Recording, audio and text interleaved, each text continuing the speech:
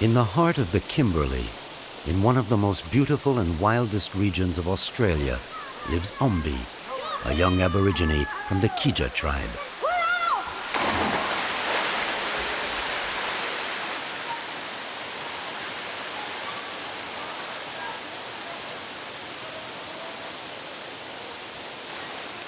Aborigines consider children's dreams to be messages about the future sent by the spirits.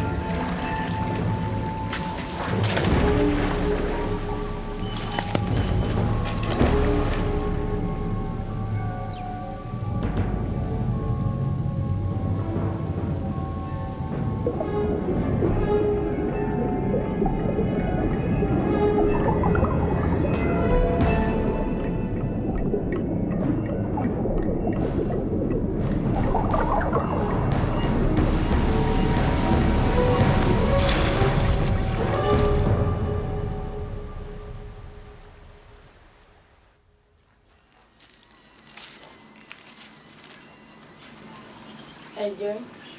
Yeah. I had a bad dream. Huh? Yeah. Well, you come here, I'll tell you all about it. Old Jerry captures and interprets dreams for the tribe. He is going to help the youngster to understand his dream. Ombee is 13, the age of initiation. He must accomplish a series of tasks which will establish his position within the clan. The dream determines the direction of his initiation. Jerry explains its significance by recounting the legend of Juwudu. In the beginning, long before man existed, a time the Aborigines call the dream time, animals ruled the earth. They were immortal. Juwudu, the crocodile, fell in love with Nambian, the black-headed snake. He wanted to marry her, but the other animals were violently against it.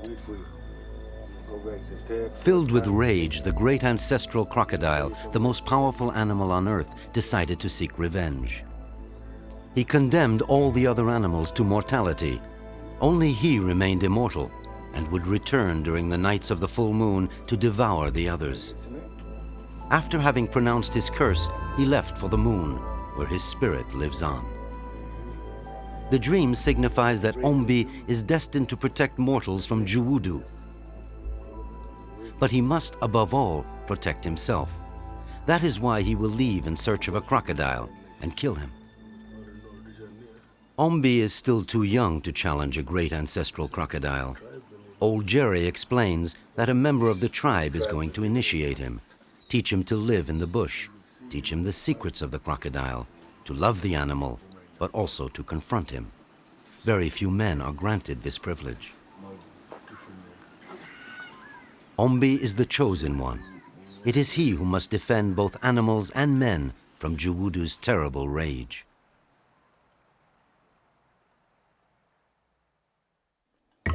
Noel the initiator and Ombee leave from Wagaban. They will cross the sacred mountains of Bungle Bungle and then the plains of Nugurabur.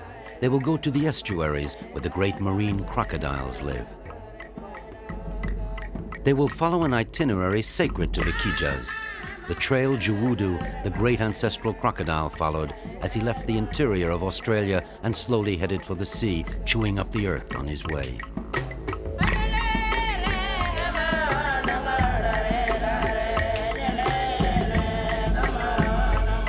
Accompanied by Noel, Ombee must go where Juwudu went, since each of the animal's steps created a part of the world. They take nothing with them on the journey, and only Noel wears a naga, the loincloth of the initiated.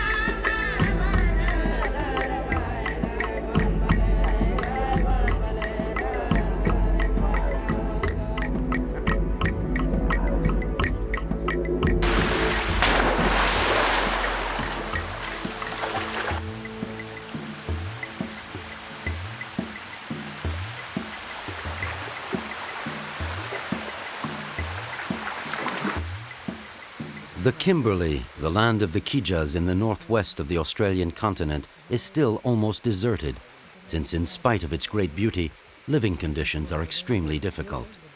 Beyond this immense plain with its thousands of birds are crocodile swamps, a universe filled with mystery for the young boy. You been there, the big river? No. They come from Kimberley, in Timber Creek? Yeah. Well, that's the Victoria River, and come back that side again. Noel draws protective symbols on Ombee's body with white clay called ochre, which is sacred to the Aborigines. This precious earth is gathered by the women at the surface of the dried lakes.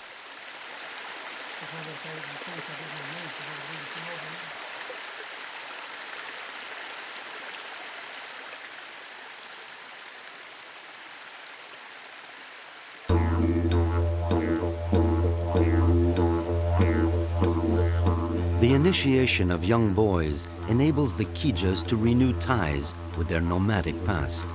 Like all Aborigines, the Kijas eat only what they hunt and gather. Every morning during this long journey, Noel and Ombee pray that they will find animals and plants on their path. Thus, there will be no shortage of food. The universe always answers their silent request.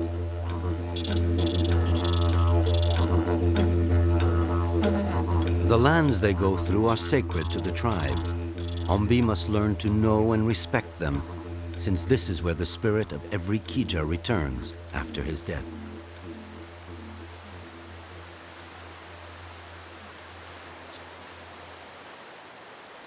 The earth they tread on consists of the dust of their ancestors.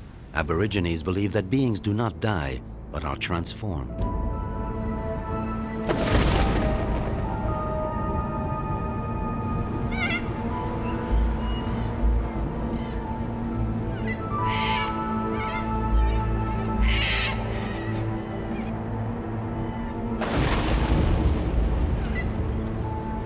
At the entrance to this plain, Ombee discovers the heritage of the Aborigines, a 50,000-year history.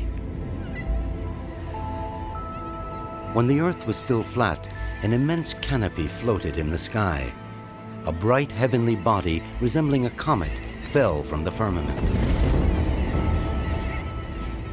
The earth was enveloped in darkness. The terrified birds gathered together by the thousands. From this night came the people of the initiated, Ombee's people.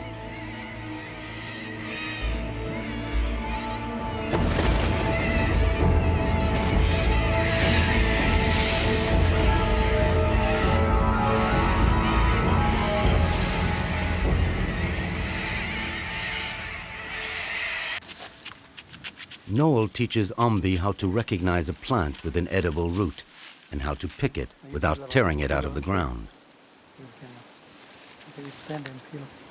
Leave the branch part, leave the branch, but just peel it. He must first ask the plant if it is willing to fulfill its role of providing nourishment, and he must never pick more than he needs. If he uproots a plant before it reaches maturity, he must replant it. The Kijas do not plant or harvest anything.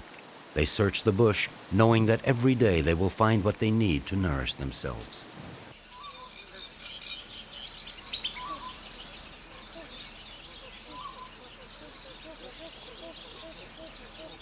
The Indo-Pacific crocodile found on the northern coast of Australia adapts very well to both freshwater and saltwater. It follows rivers for long distances. Very few men dare to cross over. To reassure Ombee, Noel tells him the old Kija belief that if you don't think about a crocodile, he won't attack you.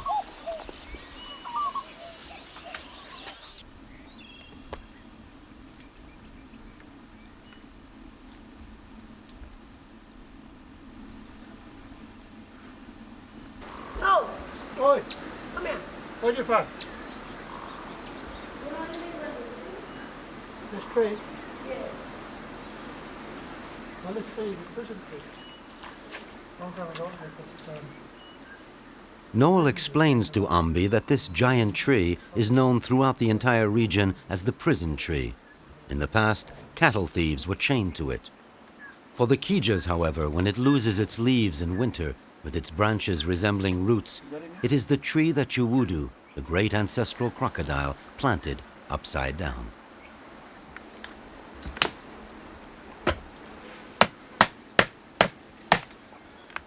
The fruit of the tree is very precious.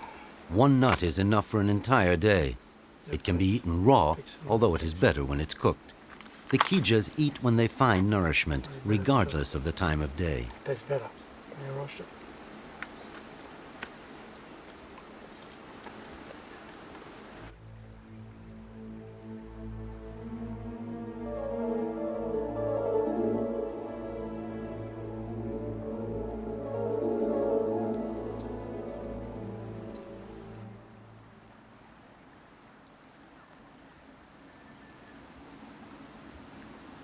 Hey, Terence, look, look.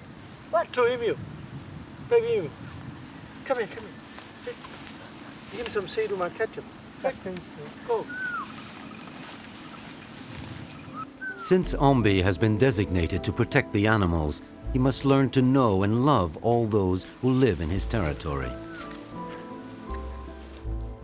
The emu is a big, powerful bird that doesn't fly. He lives far from all human presence. As he goes through the high grass with his long feathers, he gathers seeds and deposits them further along the way. He thus guarantees a natural seeding. That is why for the Aborigines, he is the totemic emblem of fertility.